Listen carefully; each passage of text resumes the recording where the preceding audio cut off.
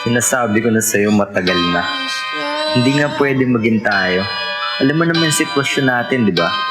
Ang kulit-kulit mo kasi, lagi mong pinipilit. Yan tuloy, nasasaktan ka. Di mo ba napapansin?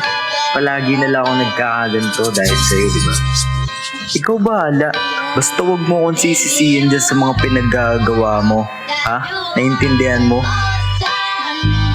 Sila ang sinasabi ko sa'yo palagi, di ba? Hindi pwedeng maging tayo. Tandaan mo yan, ha? Kaya ito yung masasabi ko sa'yo, tandaan mo. Di ko lang mahalin, kasi tulad mo lang na mong pindihan.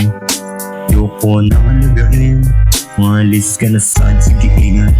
Di mo ko kaya sa alam, kasi alam ko yung pinagalingan. Huwag mo na sabing alamin, kung anong ginawa ng kaibigan. Kapag wala ka sa tabi, tumatawag siya para mainitan. Galingan mo lang sa gabi, para naman hindi mo yung pagsisiyan.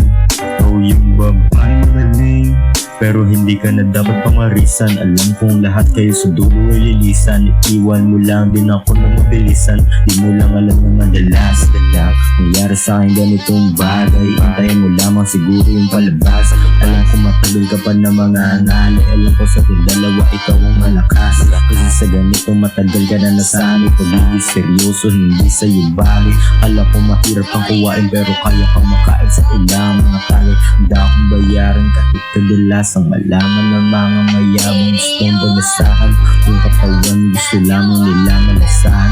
Dito inasahan isa kang babae, lumaki sa gilid na lasahan. Kaya hilig mo akong pag-inalaan, pero wag mo ko angasan. Kung ikaw ay para sa babae na magbabaalipad, nasasabi ko ay para kang basahan. Para ka talagang basahan. Alam mo yan? Hindi mo alam kasi walang nagsasabi sa'yo. Dapat kasi matauhan eh. Ha? Yung mga lalaki ginagamit mo lang kasi alam mong kaya mo silang paikutin. Pero hindi mo mabibilog. Tandaan mo yan.